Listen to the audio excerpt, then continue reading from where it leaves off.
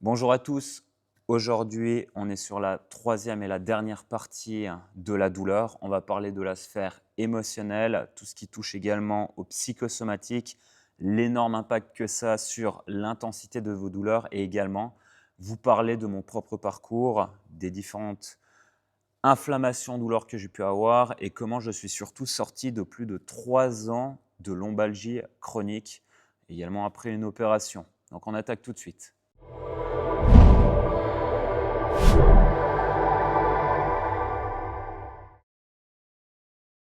Yes, donc avant d'attaquer sur tout ce qui touche à la sphère émotionnelle et au psychosomatique, j'aimerais juste vous parler de mon parcours. On va pouvoir faire le lien par la suite sur pourquoi attacher autant d'importance à tout ce qui touche à l'émotionnel.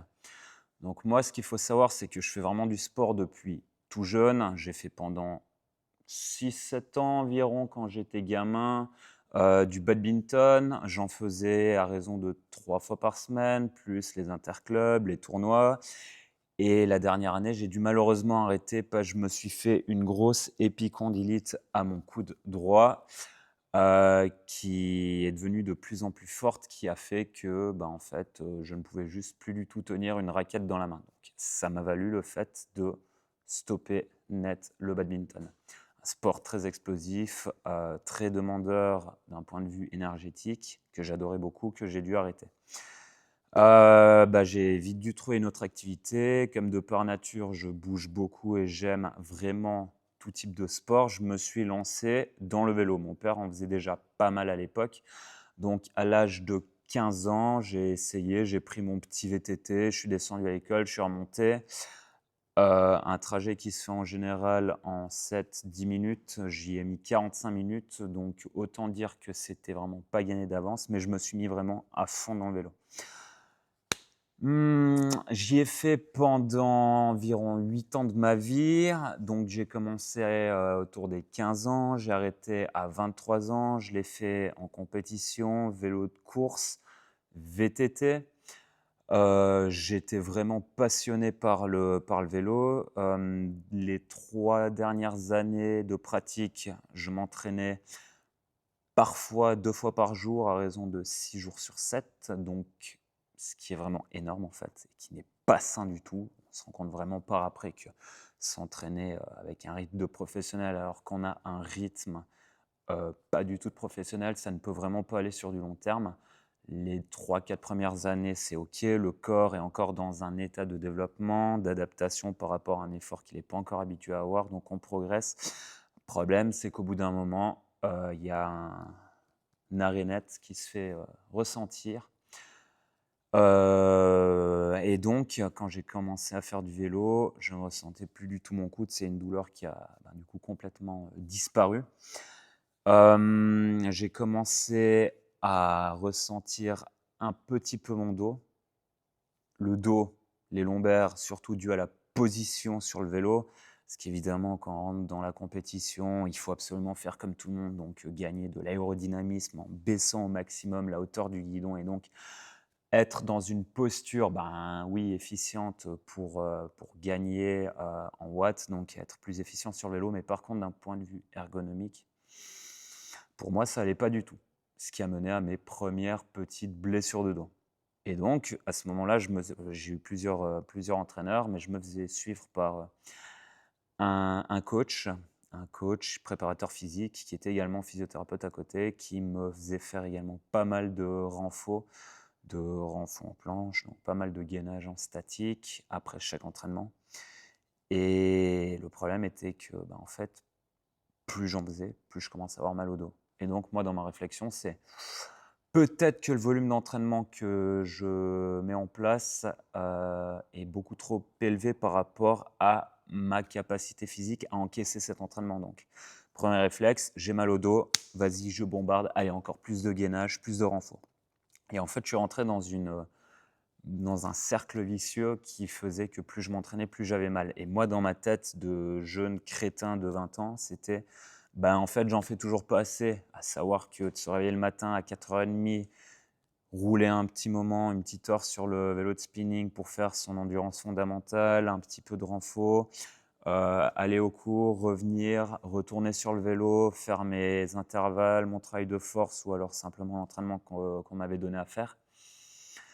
Au bout d'un moment, on se dit: «Ouais, peut-être que 2 fois par, jour, à raison de 5-6 fois par semaine, ce n'est encore pas assez, donc on va rajouter une contrainte supplémentaire. Dès que j'ai un moment, je vais faire encore plus de gainage». Enfin bref, je suis parti dans ce cercle vicieux de je ne fais pas assez, mais plus j'en fais, plus j'ai mal et j'étais dans une période où je me rendais vraiment pas compte. Je m'intéressais énormément à tout ce qui était physiologie, à tout ce qui était nutrition pour optimiser vraiment mes entraînements. Parce que dans ma tête, à cet âge-là, ben, on est encore tout jeune, on a le rêve de vouloir vraiment devenir pro. Donc on se dit, ben, les pros, en fait, ils s'entraînent comme des couillons. Ben, pourquoi pas avoir un rythme de professionnel. Sauf que si on n'a pas la même vie qu'un professionnel, ça ne peut de toute façon pas aller du tout. Et donc, j'ai commencé à avoir de plus en plus mal au dos. J'ai également eu des tendinopathies rotuliennes qui se sont aggravées surtout durant les 2 dernières années de ma pratique. Donc, au lieu de simplement me dire: «Bon, OK, Jay, là, t'en fais peut-être un peu beaucoup, lève le pied», j'ai simplement, changé d'entraîneur. J'ai été voir un autre coach qui avait déjà un peu plus la tête sur les épaules. On est redescendu sur un entraînement de 5 fois semaine. On était dans ce tournant à cette époque-là de il faut arrêter de faire un monstre volume de débile mental et plutôt privilégier l'intensité au volume. Donc, j'ai connu vraiment ce tournant où les 2-3 premières années, on était encore dans cette phase de il faut faire du volume, du volume, du volume pour en fait devenir performant. Et là, on est rentré sur cette transition de ah non, non, non, le volume, c'est pas bon, c'est pas ça qui va vous faire performer. On va travailler le cœur et vos muscles d'une intensité différente, donc beaucoup plus sous format d'intervalles, de haute et de très haute intensité à travailler. Donc j'ai eu mes entraînements qui se sont réduits dans ma tête, ça a commencé à bugger, j'ai pas trop compris pourquoi faire moins alors qu'en fait tu veux gagner du niveau et t'en fais moins. Enfin bref, l'aspect récupération a commencé à rentrer en ligne de compte, mais bon, rattraper 3 ans de surentraînement sur les 2 dernières années de ma période de cyclisme, j'avais déjà créé de très très gros dégâts, notamment au niveau de mon système cardiovasculaire. En temps normal, au repos, mon cœur tapait tous les matins au réveil en 36 et 38 de fréquence au matin, donc j'avais une fréquence vraiment très basse. Et en fait, plus je rentrais dans cette phase de surentraînement, plus le matin au réveil, mon cœur commençait à se rapprocher plutôt du 50, 55, 60, qui pour moi à ce moment-là n'était pas du tout normal. Je pouvais taper dans du 200 de fréquence sur vraiment de l'ultra haute intensité. Et plus j'allais dans les années d'entraînement où je commençais vraiment à me griller, et moins ma fréquence cardiaque pouvait monter. Donc, ce qui fait que les dernières semaines, avant que je décide de complètement arrêter le vélo, je montais à peine sur le vélo, je tournais les jambes, j'étais déjà à 130 de fréquence. Chose qui était absolument pas normale du tout, une sensation de jambes lourdes, il n'y a rien qui voulait aller, les watts. Donc je travaillais avec le capteur de fréquence à watts, donc j'avais une vision très claire sur ce que je pouvais donner sur le vélo en fait en termes de puissance. Ma capacité d'endurance de mémoire était autour des 220 watts pour tenir des heures dans un rythme vraiment d'endurance fondamentale. Et là, simplement, monter autour des 120-130 watts était déjà un effort insoutenable. Donc en fait, j'étais vraiment grillé de chez grillé. Et je ne pouvais simplement pas faire monter la pompe plus qu'à 150 de fréquence cardiaque, ce qui était vraiment très, très, très, très, très problématique. Je pars de chez moi, je veux faire mon petit tour habituel et en fait, je fais 10 mètres. Les jambes n'allaient plus. Là, il y a eu vraiment un déclic, un ras-le-bol. Je descends du vélo, je devais passer dans une route de vigne pour sortir sur la route principale. Je descends du vélo, je prends le vélo et je le bombarde dans les vignes. Enfin bref, j'ai eu vraiment un électrochoc total. Je me suis dit: «La merde, faut que j'arrête de me détruire comme ça, c'est plus possible», et j'étais vraiment dégoûté. Donc là, on se retrouve en 2020, non pardon. J'avais 23 ans et donc là, j'en avais vraiment ras le bol. Et en plus de ça, j'étais arrivé dans une période où également je faisais tout pour essayer, à mon sens, d'optimiser ma capacité à être meilleur que possible. Donc au niveau de l'alimentation, c'était vraiment pas foufou. J'étais tombé sur la dernière année à 57-58 kilos pour 1,80 m. Donc pour vous représenter, c'était vraiment très très très très maigre et vraiment pas sain du tout, un sommeil complètement éclaté. J'étais rentré dans une boucle infernale où j'arrivais plus à sortir de là. Donc je me suis dit, là, on va arrêter les conneries, j'arrête net. J'ai vraiment tout stoppé net du jour au lendemain. Mais suite à ça, comme j'avais toujours cet engouement pour l'activité physique, le sport, je me suis dit, bon, je veux faire quelque chose qui ne me prenne pas la tête. Et en me levant le lendemain matin, je vais me doucher et dans le miroir, je vois en fait un véritable cadavre. Je me vois cachectique, vraiment, ça ne me plaisait pas d'avoir cette image-là de moi-même. Donc je me suis dit, bon, on va vraiment arrêter définitivement ces conneries, on va se remettre à faire plutôt quelque chose qui va développer de la masse musculaire. Donc je me suis mis, comme tout bon jeune de la vingtaine, à la musculation. Donc j'ai commencé à faire un peu de fitness, 2-3 ans, je suis remonté relativement vite de 58 à 78 kilos en l'espace de 2 ans, donc j'ai recommencé à avoir un corps normal. Problème, c'est que l'épicondyle que j'avais développé quand je faisais du badminton, en fait, était revenu. Je m'entraînais également comme un crétin à 5-6 fois par semaine. Dans ma tête, c'était plus j'en fais, mieux ce sera. À m'entraîner 2, 3, 4 heures par soir, quasiment du 6 sur 7. Sauf que comme j'étais encore dans un état de très grosse fatigue à cause du gros surmenage que j'ai eu à cause du vélo, j'avais une capacité à m'entraîner en musculaire qui était bonne. Par contre, d'un point de vue cardiovasculaire, j'étais encore très vite limité. Au passage, il m'a fallu 4 ans complets pour réussir à remonter dans du 180 de fréquence maximum et à réabaisser ma fréquence au repos autour des 45 par minute. Donc 4 ans de ma vie où mon corps a eu besoin de vraiment récupérer complètement. Donc là, j'ai vraiment vécu un énorme stress physiologique. J'ai vécu le véritable surentraînement. Parce que pour avoir besoin de 4 années de vie pour récupérer son corps, et pas à 100%, pas à 100% de ses capacités, mais j'ai envie de vous dire presque un 80% de ce que je pouvais en temps normal développer. C'est quand même relativement violent, ça m'a quand même pas mal fait réfléchir sur pas mal de choses. Mais bref. Je m'entraîne à fond dans la muscu, je refais du steak et les 2 dernières années, donc de mes 25 ans, 25-26 ans, je décide de passer au niveau supérieur. Bref, je vous passe les détails. Je monte à 95 kg de masse musculaire. Je deviens vraiment bodybuildé. Mais là, ce n'est pas un état vraiment sain pour moi. Les douleurs de coude à répétition, les douleurs de genoux, évidemment, sur tout ce qui est travail de jambes, également à boulet. Le dos, par contre, je ne l'ai plus du tout senti. Ça, c'est quelque chose qui était pas trop mal, mais par contre, tout ce qui est tendinopathie au niveau des épaules, épicondylite, alors ça, par contre, c'était non-stop, quoi. Je carburais aux anti-inflammatoires, je pouvais m'entraîner, mais par contre, derrière, j'avais mes membres qui étaient complètement désintégrés. Mais bon, bref. Et un jour, je rencontre une personne qui m'a fait découvrir en fait le CrossFit et c'est comme ça que je suis entré dans le CrossFit, donc depuis l'âge de mes 26 ans.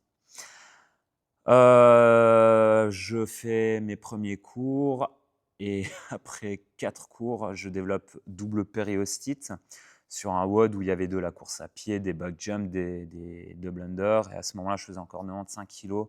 Jamais fait de sport d'impact, donc course à pied, back jump, soit la corde, le combo total. Double périostite qui m'a duré plus d'une année. J'ai recommencé à avoir mes douleurs d'épaule qui sont ressorties. Deuxième cours, on a du snatch. Le coach me fait snatcher une barre à 60 kg. J'étais tanké comme jamais une barre à 60, alors avec un niveau de technique, mais autant dire, mode Jefferson curl, je déroule ma colonne et je la tire en force pure au-dessus de ma tête. Je la fais plusieurs fois. Enfin bref, c'était une véritable catastrophe. Mais je commence le CrossFit comme ça. Vraiment quelque chose que j'aime beaucoup. l'intensité, m'entraîner avec des potes, tout ça, vous connaissez, c'est quelque chose qui est vraiment extrêmement satisfaisant. Donc c'est comme ça que je me suis mis dans le CrossFit, toujours en entraînant ces vieilles douleurs que j'avais à droite à gauche. Et arrive un jour, après une année de CrossFit, on tombe sur le fameux Murph, donc les 1 km 6 de course. 100 traction, 200 pompes, 300 air squat, 1 km 6 de course. Je finis le Murph, je commence à avoir mal au dos et là je me dis waouh, j'ai peut-être été un peu fort sur les squats en good morning. Donc là, la première année de CrossFit, c'était d'un point de vue technique catastrophique. J'étais pas vraiment coaché comme il fallait. Je faisais des mouvements vraiment à l'arrache. Avec le recul, je faisais vraiment tout faux. Et bref, je finis ce Murph et donc mal de dos qui traîne le lendemain. J'ai mal le surlendemain, j'ai mal. Et là, en fait, c'était parti pour la cascade infernale de je rentre dans un état de lombalgie chronique. Donc, je fais plusieurs traitements. J'ai été voir plusieurs physiothérapeutes. J'ai été voir deux ostéopathes différents sur un espace de 6 mois. Toutes les thérapies que j'ai faites n'ont jamais rien donné. J'ai toujours cette mauvaise douleur en barre au fond du dos que la plupart des lombalgiques connaissent, qui ne passe pas. Je me lève le matin, il me faut à peu près 2 heures de temps pour réussir à rendre la douleur supportable, à m'étirer, à bouger dans tous les sens. Et une douleur que je maintenais en fait tout au long de la journée. Et le soir, le seul moment en fait où je n'avais quasiment plus mal, c'était après m'être bien échauffé. Il m'a fallu environ une demi-heure d'étirement, de légèrement mettre mon corps en mouvement, le chauffer pour ne plus sentir douleur pendant l'effort, donc pendant le CrossFit. Je faisais mes mouvements toujours mal faits. En fait, comme j'étais à chaud, la douleur, je ne la sentais pas. Par contre, à froid, à chaque fois, ça devenait de plus en plus fort. Et là, j'étais vraiment dans un état où en fait, j'avais mon coude qui emmerdait toujours, mon genou qui emmerdait, mais par rapport aux douleurs de dos, c'était vraiment peanut. Donc, un jour, j'avais ma femme, ma copine à l'époque, qui avait été voir un rebouteux, assez génial d'ailleurs au passage. Je vais le voir et il me traite, il travaille mon dos au travers du ventre. J'étais, mais tu fais quoi toi, c'est quoi ce délire? Je sors d'une demi-heure de traitement, putain, plus aucune douleur de dos, vraiment incroyable. Je me fais traiter dans le ventre, il traite la cuisse, des points ailleurs dans le ventre, et je suis, ah, mais il me fait quoi? Moi je lui dis, j'ai mal au dos, il me traite le ventre, des points dans la cuisse, c'est quoi le délire? Je sors du traitement, je me lève, putain, plus aucune douleur, je bouge dans tous les sens, c'est incroyable, fabuleux, plus aucune douleur.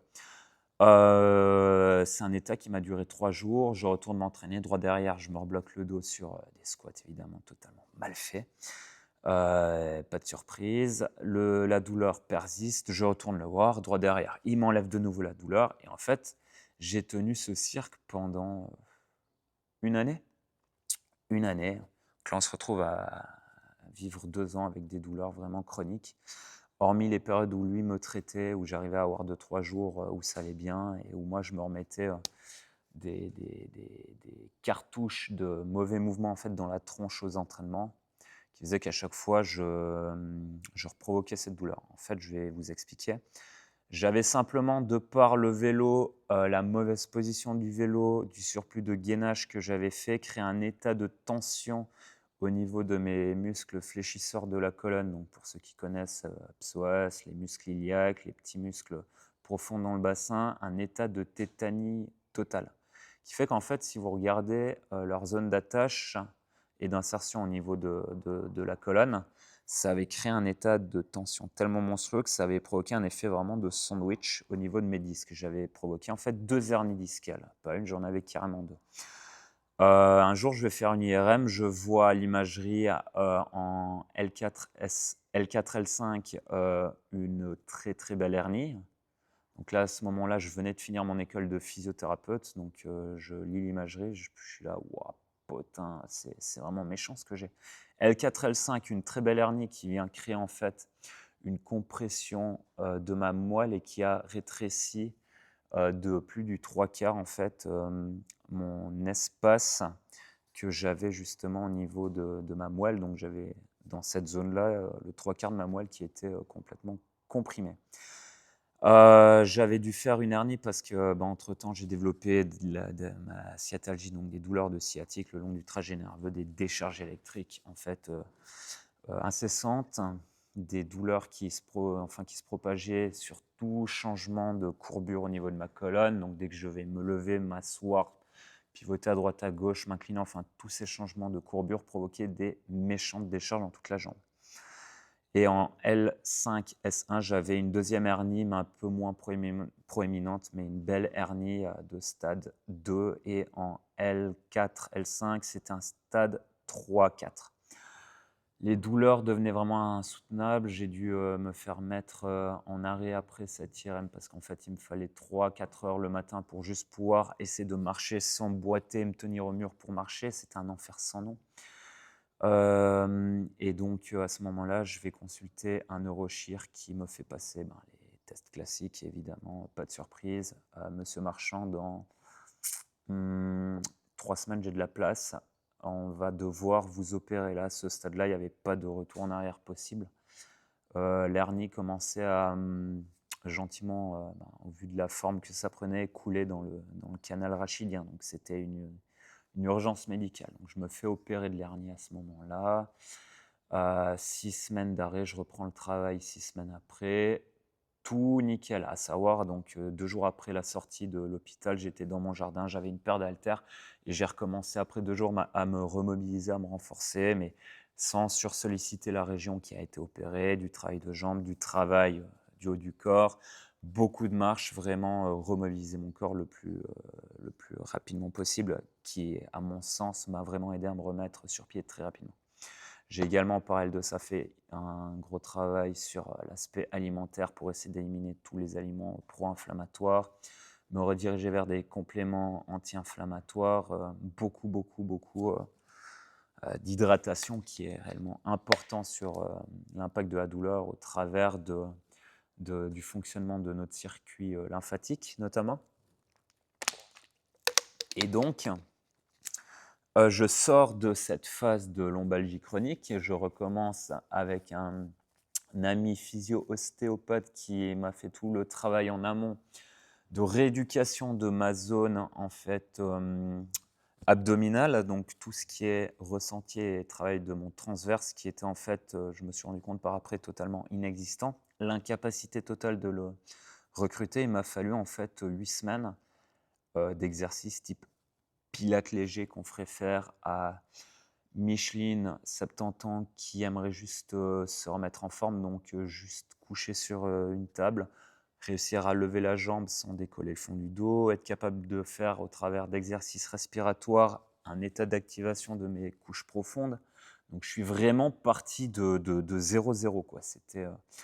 C'était ultra dégradant à ce moment-là, mais bon, j'ai envie de vous dire, quand on vous propose une vraie rééducation fonctionnelle pour pouvoir rebouger comme avant dans la non-douleur, l'ego, en fait, on le prend. J'ai envie de vous dire, l'ego, il faut en avoir à ce moment-là, mais laisser de côté cet aspect vraiment remise, je ne me remets pas en question. Donc tout ce qui était acquis à ce moment-là, je l'ai vraiment mis de côté. J'ai essayé de réapprendre en fait, de mes erreurs, pourquoi j'avais toutes ces douleurs qui se sont venues, pourquoi j'avais 2 grosses hernies à ce moment-là. L'opération, je peux vous promettre, vous faites opérer une fois, vous faites tout pour ne plus jamais vous faire opérer.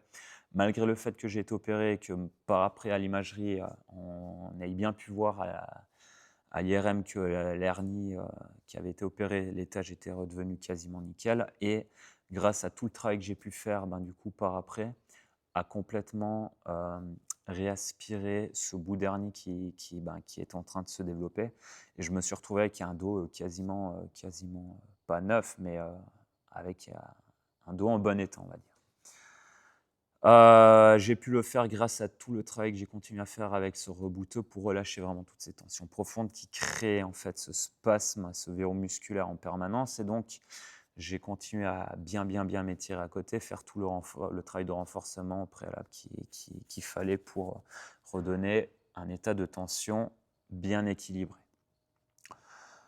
Je me retrouve du coup, 1 année après, donc j'ai pu travailler, m'entraîner sans aucune douleur pendant 1 année et là où on va faire le parallèle avec la thématique donc de la sphère émotionnelle et énergétique va arriver maintenant. On se retrouve 1 année après. D'ailleurs, la date est marquante vu qu'un événement s'est produit dans ma vie. Ça c'est un événement qui s'est produit en fait, avec, ma femme plutôt, si on peut dire ça comme ça. Elle a eu un énorme pépin avec une personne. Ça s'est produit en plus le jour de mon anniversaire, donc la date était vraiment restée en tête. Il y a eu un gros pépin avec une personne, on va dire, et cet événement, en fait, m'a vraiment créé un état de colère assez fort au vu de comment ça s'est déroulé. Bref, dès le lendemain matin, je recommence à avoir mes méga grosses douleurs, donc type hernie que j'avais, douleur en barre et avec tout ça, cette sciatalgie. Ben, je me dis: «Merde, je me suis trop entraîné, j'ai refait un squat complètement faux, ça m'a repété une hernie. Putain, c'est pas possible, je suis reparti pour le même cirque». On se retrouve en novembre à ce moment-là et je recommence rebelote, aller voir mon rebouteux. Je vais faire de l'ostéopathie, je vais faire des traitements, autres à côté pour essayer de faire partie, ces douleurs qui étaient présentes. Sauf que tous les thérapeutes avaient à ce moment-là le même discours. Les douleurs d'origine traumatique et liée à l'hernie que tu avais, en fait, il n'y a plus rien. Il y a tout qui bouge normalement. Il n'y a aucune tension à ces endroits-là. Et au vu des tests, tu n'as pas une hernie discale. Donc, c'est compliqué à expliquer tes douleurs. On ne comprend pas. On peut faire tout ce qu'on veut. Il n'y a rien qui va changer, en fait. Donc, je continue les traitements. Et puis, ça faisait déjà des années que je faisais des traitements de shiatsu, donc des traitements énergétiques où on travaille sur les méridiens. Et je vais voir ben, la dame qui me fait ces traitements et à ce moment-là, je lui parle de ces douleurs. Moi, j'allais en fait faire de ces traitements énergétiques surtout pour mes problèmes de fatigue et de sommeil liés à mon tout premier surentraînement. Donc, bref, on en reparlera une prochaine fois de tout ça, mais elle commence à faire un peu son travail de manip et autres autour de la zone du dos. Et elle me dit effectivement qu'il n'y a vraiment rien du tout d'ordre mécanique. Par contre, elle trouve mon méridien, en termes d'énergétique, méridien du foie, complètement bloqué et puis elle me dit: «Ouh là, par contre, là, c'est vraiment, bien, bien, bien tendu, tu as fait quoi, Tu es en colère ou il y a quelque chose, qui t'a pas mis bien?» Puis donc là, on se retrouve, en avril, donc plusieurs mois après l'événement qui s'était passé et puis, bah, évidemment, j'avais complètement, passé par-dessus, la chose et bref, j'ai continué, on a continué notre vie. Puis, bah, je lui dis: «Beh, non, pas du tout. Moi, je suis le gars le plus calme de la terre, à aucun moment donné, je pourrais être en colère». Puis bref, elle travaille, elle, fait son travail énergétique et elle me dit, à la fin du traitement: «Écoute, il y a un truc là qui me chiffonne. C'est il y a globalement tout qui va bien, mais par contre, méridien du foie, j'ai dû y aller à un moment et il y a vraiment quelque chose qui t'a mis en colère. C'est pas possible autrement». Puis j'insiste, je lui dis: «Mais non, mais je suis vraiment bien dans ma vie, aucun problème». Et là, elle me pose la question suivante, elle me dit: «Mais tu as mal depuis quand exactement?» Puis là, je réfléchis et puis je me dis: «Ben, en fait, c'est très simple, j'ai mal depuis le jour de mon a». Ah! Et là, à ce moment-là, dans ma tête, je me dis: «Ah ouais, OK, le jour de mon anniversaire» et je me rappelais à ce moment-là exactement l'événement qui s'était passé. Donc oui, effectivement, il y a eu un événement qui m'a vraiment foutu hors de moi. Chose qui en fait, ben, comme j'ai un peu enfoui le truc au fond de moi, j'ai jamais vraiment essayé de chercher à régler le problème. Ben, en fait, c'est quelque chose qui est resté, ancré en moi. Après, on peut aller plus loin, c'est un on va dire un traumatisme qui s'est enregistré au niveau cellulaire et qui a créé un gros déséquilibre énergétique, dans mon corps. Et donc là, pendant tous ces mois, j'avais vraiment ces douleurs en barre avec, ces symptômes de sciatalgie qui s'ensuivaient. Je sors du traitement, j'avais encore mal, mais ça allait déjà un peu mieux. Je me sentais un peu vaseux, un peu pété, quoi, mais ça allait déjà globalement mieux. Bref, je rentre et le lendemain matin, je me réveille, miracle, plus aucune douleur. Et depuis cette date, du coup, du 15 avril 2022, 2022 exactement. Donc c'était la dernière période de ma vie où j'ai eu mal au dos, vraiment la toute dernière. Il y a eu des périodes par la suite où j'ai eu des petites tensions. Bon, on s'entraîne, je sens que je suis désengagé, je me relâche au fond d'un squat, bref, ça bloque, je vais voir l'ostéo. Bref, c'est réglé, c'est arrivé 2-3 fois, mais dès qu'il y a eu des événements type colère, tristesse et autres émotions, disons, très prenantes à ce niveau-là, j'ai toujours fait le travail qui allait avec, donc un travail plutôt de méditation et essayer de travailler sur la gestion de mes émotions, qui a fait qu'en fait, je n'ai plus jamais redéveloppé de douleur du genre.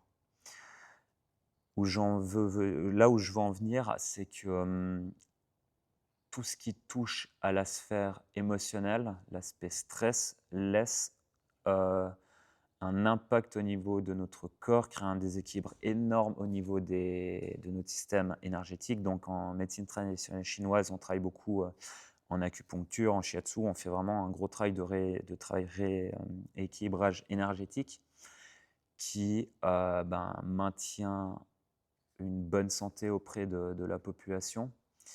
Et c'est, à mon sens, ça m'a vraiment éveillé dans cet aspect-là, hormis tout ce qui est lié à la pure traumatologie, donc tout ce qui est lié à l'énergétique, à mon sens, euh, a un impact énorme sur notre corps. Alors là, je parle de douleur, mais ça, pour moi, en tout cas, ça a un impact énorme sur mon sommeil. Je sens que dès que je n'arrive plus à récupérer, même avec des bonnes nuits, des siestes, je fais attention à mon alimentation, à ne pas trop m'entraîner, mais que j'arrive dans des périodes où je suis très stressé, que le sommeil commence à être complètement éclaté au sol, je vais la revoir, elle me fait son rééquilibrage énergétique et là, bingo, je sors, je recommence à dormir, la fatigue est partie et en fait, j'arrive à gérer le truc de cette façon. Il y a, ça fonctionne pour plein d'autres types de traitements différents, hein. Vous pouvez avoir tout type de traitement énergétique. Il y a du Reiki qui fonctionne bien. Il y a des massages énergétiques d'ailleurs que l'on fait également qui fonctionnent relativement bien. Il faut juste trouver en fait la thérapie qui vous convienne au mieux et qui vous parle en fait le plus. Mais l'aspect énergétique a un impact, à mon sens, vraiment énorme parce qu'au final, le corps, toute matière, tout n'est que énergie. Nous sommes qu'un tas d'énergies qui vibreront à une certaine fréquence qui fait qu'en fait, tout devient matériel. Mais à la base, nous ne sommes qu'énergie, protons, neutrons, électrons qui s'entrechoquent dans tous les sens, qui créent de l'énergie. Donc vraiment, le spectre de l'énergétique est à mon sens quelque chose qu'il faut vraiment tenir compte. L'aspect émotionnel est étroitement relié à ce facteur énergétique. Facteur émotionnel, énergétique et stress est à mon sens vraiment ce qui chapeaute le tout. Je ne pense pas à l'heure actuelle qu'on puisse développer réellement des pathologies, enfin pas des pathologies, c'est faux, les pathologies on peut les développer à mon sens à partir de gros déséquilibres chroniques énergétiques, à partir d'un stress chronique et de troubles émotionnels. Là, c'est quasiment sûr que plein de pathologies peuvent être développées à partir de déséquilibres à ce niveau-là. Par contre, des douleurs chroniques du genre tendinopathie par-ci par-là à cause d'un déséquilibre énergétique, émotionnel ou autre, je ne suis pas encore convaincu que ça puisse être une des causes. Par contre, si vous avez eu un traumatisme, si vous avez eu, comme je l'ai expliqué dans les premières vidéos, un déséquilibre musculaire au niveau des différentes tensions de vos chaînes musculaires, une sursollicitation de certaines zones du corps. Je reprends l'exemple mon épicondylite ou ma tendinopathie rotulienne, qui en fait peuvent se réenflammer dès que j'ai beaucoup trop de stress, dès que je suis dans un état de déséquilibre énergétique, où je mène vraiment une vie à Mac 1000. Là, à mon sens, je vois ça plutôt comme je viens surenflammer en fait tout mon organisme. Et comme j'ai déjà des zones qui sont déjà enflammées, je viens avec en fait une cuve d'essence sur un terrain qui est embrasé. Et là, ça va par contre augmenter l'intensité des douleurs. Au quotidien, dans mon cabinet, dans les patients que j'ai, une grande partie des patients que je traite en fait viennent pour des douleurs chroniques. On a eu pas mal de fibromyalgiques, personnes qui souffrent de douleurs multiples, en général, ce pas des personnes qui sont enflammées dans tous les sens à force de s'entraîner comme des malades, ce sont plutôt des personnes sédentaires qui ont au contraire rien foutu de leur vie et qui ont développé des pathologies à droite à gauche. Et par contre, tous ces troubles émotionnels viennent empirer réellement cette situation. Je prends toujours l'exemple, chaque année pendant les vacances d'été ou même d'hiver, vous avez cette période de fête où vous ne voyez plus vos patients ou quand il y a le patient qui part en vacances et qui revient, vous lui posez toujours la question pour savoir comment ça va. Et étonnamment, à chaque fois que la personne part en vacances, alors là, par contre, la douleur inexistante, tout allait très bien, les vacances, c'est fabuleux, je vais arrêter la physiothérapie parce qu'en fait, tu comprends, à chaque fois que je me fais traiter, ça va mieux, mais ça revient. Donc, je pense que c'est les traitements de physio qui me font mal. Raisonnement complètement idiot, mais bon, bref. En fait, ce qui se passe, c'est que chaque personne qui part en vacances, de manière générale, part dans un endroit pour essayer de complètement faire autre chose que ce qu'il fait au quotidien. On sort du stress familial, on sort du stress lié au travail, on sort de tous les stress qu'on a, qui nous entourent, qui nous avoisinent, les tâches ménagères communes, enfin bref. Donc on sort de ce cadre-là et on rentre dans un état où notre corps peut enfin respirer et se détendre et se relâcher. Et donc j'ai eu le cas, il n'y a pas si longtemps que ça, d'une personne qui a eu double luxation d'épaule, dont une avec quasiment tout qui s'arrachait dans l'épaule et la deuxième épaule vraiment bien attaquée. Et en fait, plusieurs mois de traitement. Après plusieurs mois, elle retrouve sa mobilité sur une des deux épaules. L'autre, on ne sait pas trop s'il va falloir l'opérer ou pas. Mais bon, bref, il y a quand même une épaule qui va, à mon avis, devoir se faire opérer, prothèse et autres. Et l'autre épaule, on ne sait pas trop. Mais il y a quand même de réels dégâts mécaniques au niveau des épaules, des déchirures partielles totales, tendineuses, des boursites, enfin bref, la totale. Et cette personne part en vacances, elle revient et m'explique qu'en fait, pendant les 10 jours de vacances qu'elle a passés, malgré toutes les lésions mécaniques, elle n'a plus rien ressenti, elle pouvait rebouger normalement. C'est comme si tout était guéri.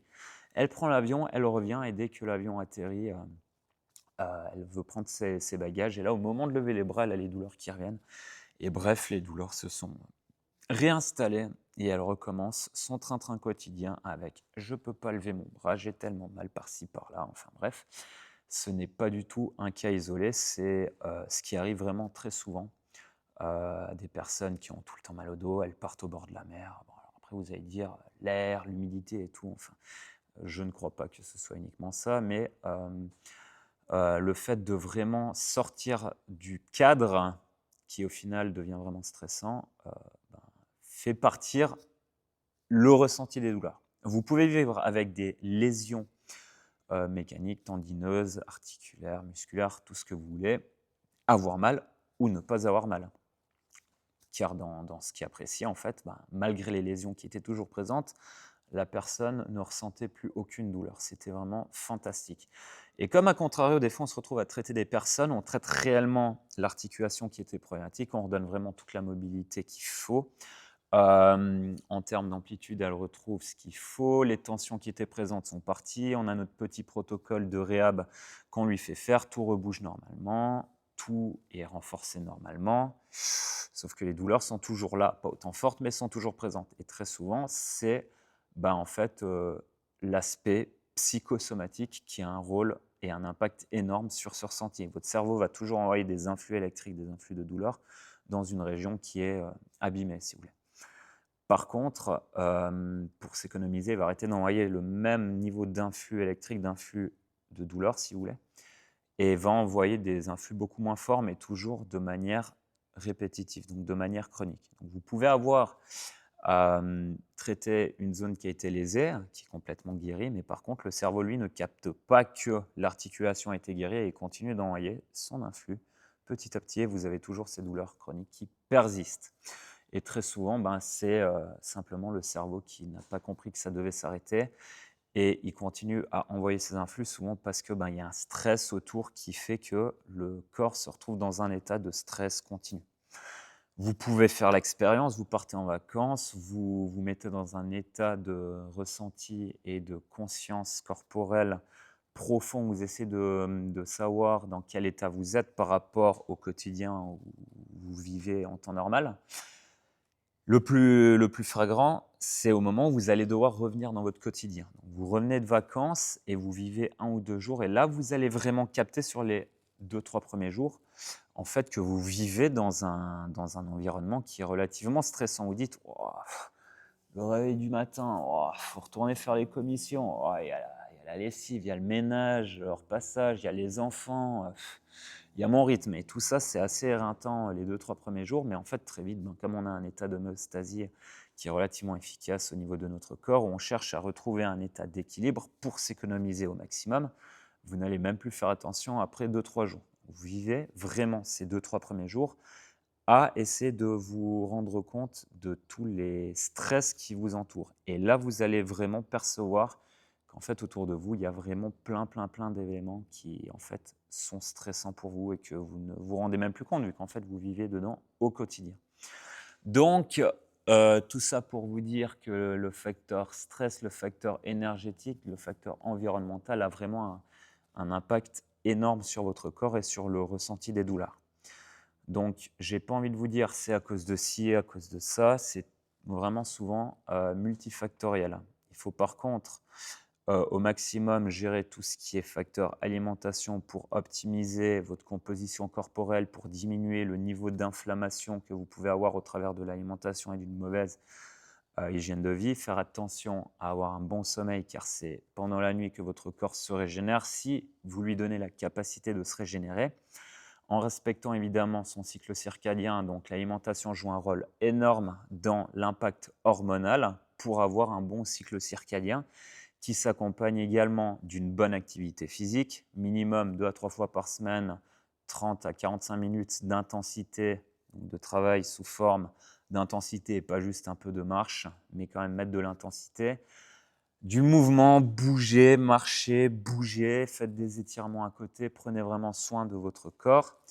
Tout le facteur épigénétique que je développerai dans une prochaine vidéo qui a un impact énorme sur votre santé, sur la capacité qu'ont vos gènes de s'exprimer ou non pour manifester une pathologie ou une maladie. Donc tout ça passe au final par les fondamentaux, une bonne hygiène de vie. Et après, si ces facteurs-là sont déjà bien contrôlés, bien maîtrisés, essayez d'ajouter une activité qui vous permette de manager du mieux que possible votre stress. Pour ma part, je fais de la cohérence cardiaque, toujours 5 minutes avant de faire ma sieste qui dure 13 à 14 minutes. Donc, c'est des exercices respiratoires où je ralentis rapidement ma respiration à force de le répéter en fait en 5 secondes. Je suis capable d'abaisser ma fréquence cardiaque. Je respire sur une inspiration lente et contrôlée de 10 secondes. Je maintiens ma respiration en la bloquant pendant 10 secondes et j'expire sur 15 à 20 secondes. Et ce qui fait qu'après 5 minutes, en fait, je suis capable de rentrer dans un état de détente complet pour relâcher la pression du matin. Et là, je suis capable de rester dans cet état de détente qui me permet de récupérer pour enchaîner l'après-midi du mieux que possible sans être déjà fatigué. Cohérence cardiaque qui fonctionne très bien. Alors ça, c'est ma façon de faire. Il y a vraiment plein de manières différentes, de la méditation, du yoga, du pilates. Vous faites vraiment ce que vous voulez.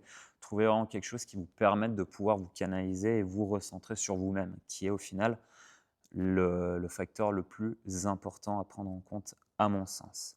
Donc si vous avez déjà une bonne gestion sur ces fondamentaux-là, tous les autres systèmes qui gravitent autour de notre corps vont s'aligner en temps normal. Si vous avez de réelles douleurs qui persistent, allez consulter. Ne vous arrêtez pas à ah, j'ai mal, je laisse mon membre au repos, je ne le trafique plus. Et puis d'ici 2, 3 semaines, on verra bien ce que ça donne. J'ai un scoop pour vous. Vous avez une problématique, vous avez une inflammation, vous avez une douleur. En général, c'est là parce qu'il y a un déséquilibre musculaire, donc une zone qui est beaucoup plus spasmée que l'autre. Vous ne faites plus rien. Vous ne ressentirez plus la douleur vu qu'en fait, vous ne recrutez plus l'articulation dans une amplitude qui vous fait mal. Par contre, le spasme et toutes les problématiques, elles restent présentes. Vous pouvez faire 3 semaines, 3 mois, 3 ans, 30 ans d'arrêt. Même après 30 ans, la problématique qui est là, en fait, elle sera toujours présente. Et au passage, elle aura tellement créé d'inflammation dans l'épaule que vous allez vous retrouver en fait, des années après avec une articulation qui est encore en plus mauvais état qu'avant quand vous entraînez. Donc toujours bouger, bouger, bouger. Vous avez une problématique qui traîne. Faites tout pour aller vous faire traiter. Vous ne vous faites pas traiter d'une zone qui vous pose problème aujourd'hui. Dans une année, dans 5 ans, vous commencerez à avoir des douleurs qui vont sortir. Et là, par contre, bonne chance pour réussir à réellement les traiter, à revenir en arrière. En général, la douleur ne vient pas du jour au lendemain, c'est une accumulation de mauvais mouvements, de mauvais schémas répétés qui entraînent du coup un état inflammatoire dû à une dégradation tissulaire. Donc, s'il vous plaît, ne faites pas rien en croyant que le repos est la meilleure chose à faire. Le repos, c'est au contraire la pire chose à faire. Bougez, bougez dans la non-douleur des mouvements qui vous font pas mal, qui vous permettent de vasculariser votre corps, qui vous permettent de remettre du mouvement, de la tension dans vos articulations. Il faut bouger, bouger, bouger. Les étirements, si vous êtes vraiment très raide et que ça fait mal les premiers temps, en passif, c'est OK. On essaye de retrouver des étirements en actif, donc du travail de mobilité, du travail de renforcement. En parallèle, faites attention à votre alimentation. Faites attention à bien faire traiter vos problématiques. Allez voir les professionnels de la santé qui pourront traiter tous ces déséquilibres déjà mécaniques, musculaires, et aller voir d'autres professionnels de la santé pour essayer de vous aider à reprendre le contrôle sur votre vie. Car au final, quand on subit des douleurs chroniques, ce n'est rien d'autre qu'une perte de contrôle sur votre corps et votre vie. Voilà, je pense qu'on a déjà fait pas mal le tour sur la question. Donc, je me réjouis de vous retrouver au travers d'une prochaine vidéo et je vous dis à la prochaine. Bye bye.